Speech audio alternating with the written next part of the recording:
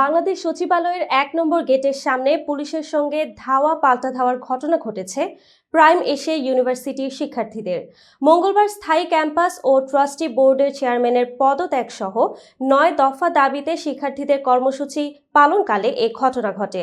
জানা গেছে, স্থায়ী ক্যাম্পাস ও ট্রাস্টি বোর্ডের চেয়ারম্যানের পদত্যাগ সহ ৯ দফা দাবিতে দুপুর ২:৩০টার দিকে জাতীয় প্রেস ক্লাবের সামনের রাস্তায় অবস্থান নেন প্রাইম এশিয়া বিশ্ববিদ্যালয়ের শিক্ষার্থীরা।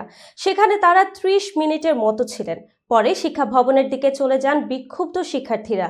এরপর শিক্ষা উপদেষ্টার সঙ্গে সাক্ষাৎ করতে প্রাইম এশিয়া ইউনিভার্সিটির শিক্ষার্থীদের পক্ষে সচিবালয়ের ভেতরে যান ৪ সদস্যের একটি প্রতিনিধি দল।